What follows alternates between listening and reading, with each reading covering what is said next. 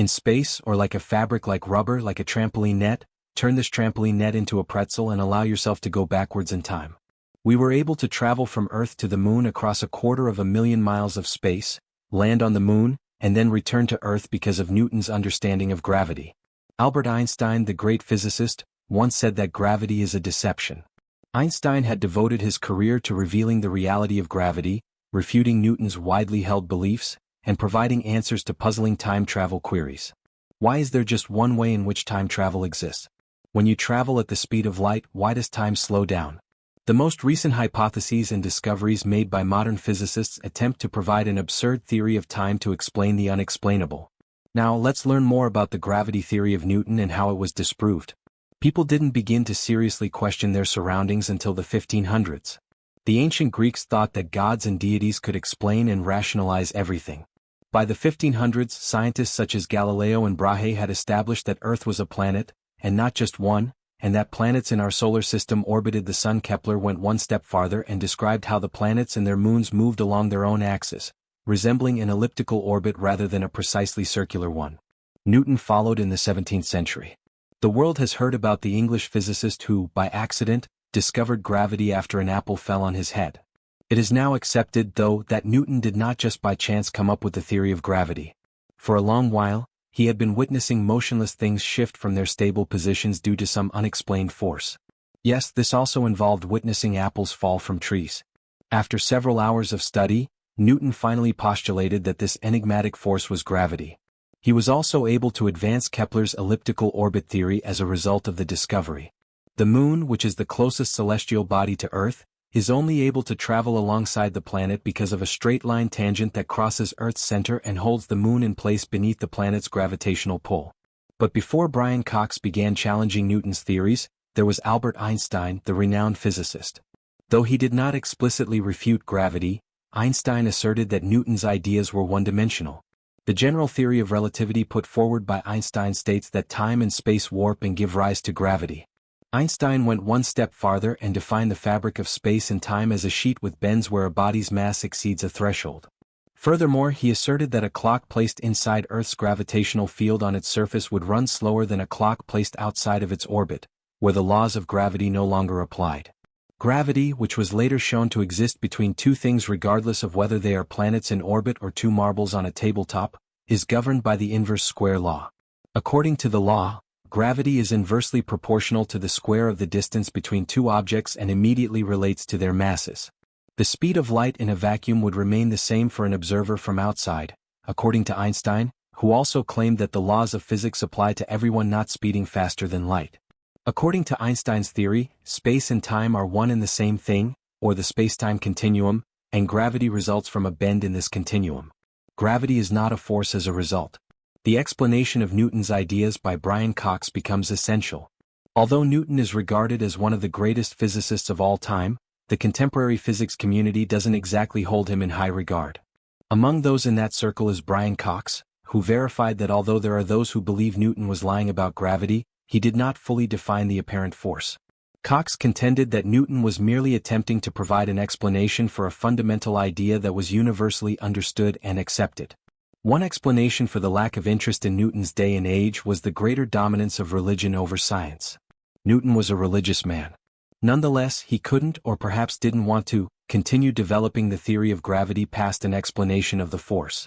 According to Cox, when explaining gravity, Newton just stated that its presence indicated that a sentient entity had authority and controlled the planets and solar system. That was as far as Newton was prepared to go. Thus, how could one overcome gravity and subvert the principles of physics, which encompass the laws of time? Really, is it that easy? In order to live on Earth, you have to genuinely defy the rules of physics.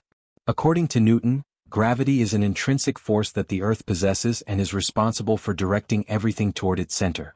According to Einstein, space and time functioned as a fabric, and that is why objects are drawn toward the center of the Earth rather than by a force. Here's a better way to picture this. Picture a long trampoline. Now picture putting a bowling ball on the trampoline at an arbitrary location. It is evident that the bowling ball's bulk is precisely sufficient to cause a dimple in the trampoline. Step over to the trampoline and toss a stone onto it. Then what occurs? The marble rolls naturally in the direction of the dimple the bowling ball created. You will notice that heavier things like tennis balls don't fall toward the dimple created by the bowling ball as easily as the marble did when you gradually begin replacing the marble with them. Similarly, if you drop something with a significant and similar weight to the bowling ball, for example, another bowling ball, it would not go toward the dimple made by the original bowling ball but instead would make its own. This is an oversimplified explanation of what occurs when we consider the Milky Way's governance by the fabric of space and time. The Moon is our natural satellite, and the indentation the Earth makes only draws the Moon toward it, allowing it to remain in its orbit. The Moon's weight is obviously insufficient to resist the pull of Earth's orbit but sufficient to allow it to exist in its own space on the fabric of space and time. This is the only reason it isn't falling freely. Similarly, the Earth may be drawn to the dent or curvature made by the huge Sun. It is prevented from obliterating into the Sun by its substantial mass. As a result, Newton's gravitational laws disregarded the actual effects of gravity and how they affect our environment. A useful use of general relativity was demonstrated in 1919 during a solar eclipse.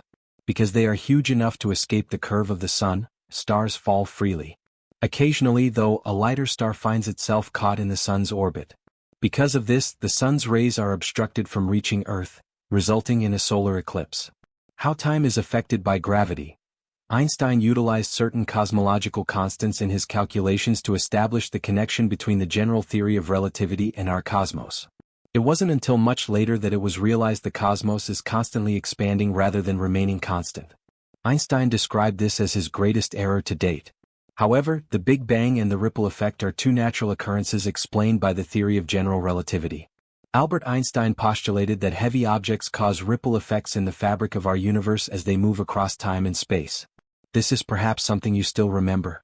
General relativity provides an explanation for how the universe evolved from a very hot and dense condition. The idea describes how Einstein's famous equation shows matter and energy influence the geometry of the cosmos and represent the expansion of space and time. Following his correction of his equation to account for the universe's perpetual expansion, Einstein concluded that certain galaxies are driven apart by the universe's expansion. This aligned with observational data collected about concurrently with the publication of Einstein's ideas. The general relativity equations of Einstein aid in our comprehension of the properties of the early universe. They provide an explanation for the origin of our cosmic environment and lend credence to the concept of a primordial singularity. One of the most basic ideas in Einstein's general theory of relativity is the idea of a ripple in spacetime. It follows that large objects like black holes and stars have the ability to cause the spacetime fabric to curl around them. On the other hand, they are non-stationary objects that can produce gravitational waves when they accelerate or interact significantly with other gravitational fields. These waves are referred to as ripples in the spacetime continuum. Accordingly, if something were to disturb the spacetime fabric, it should cause ripples in space, which are what we now refer to as gravitational waves. These waves or ripples can travel through space at the speed of light, carrying with them data about shifting gravitational fields. Although gravitational waves were hypothesized long after Einstein published his general theory of relativity, they weren't mathematically confirmed until 2015. They were confirmed in 2015, 100 years after Einstein's 1915 prediction, by the laser-based LIGO ground-based observatory. This most recent finding demonstrates that they are more common and can be detected at far longer wavelengths.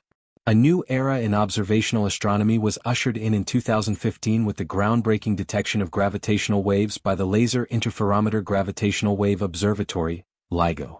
This idea was named the ripple effect because, in principle, it resembled the ripple that results from dropping something into a still pond. From the disruption-causing object, the ripples radiate outward. This theory has made it easier for scientists to detect astronomical occurrences like black hole and neutron star collisions today by providing a glimpse into the invisible. This also contributed to our growing comprehension of the universe. The dilemma of chronological protection. Yes, most people agree with Einstein's theories. That doesn't mean, though, that the physics community hasn't discussed and refined Einstein's theories of relativity or other tenable theories. Stephen Hawking proposed the chronology protection hypothesis in 1992. The idea was presented by Professor Hawking in a 1992 study, where he noted, "It seems that there is a chronology protection agency which prevents the appearance of closed time-like curves and so makes the universe safe for historians." Professor Hawking is a very dry comedian. After decades of trying to figure out why time was not a constant, Einstein developed this theoretical proposal to explain the idea of time travel. Time loops and backward time travel are theoretical possibilities, according to Stephen Hawking. This hypothesis helped people comprehend the limitations and possible effects of the conventional principles of physics. Intellectuals are still fascinated by the investigation of these contemporary ideas since it opens up new possibilities for comprehending the essence of life. Do you still believe much has to be discovered, or do you think the concept of space and time is as straightforward as we originally thought? Tell us in the comments below. I appreciate you seeing this. We'll see you with a new video soon.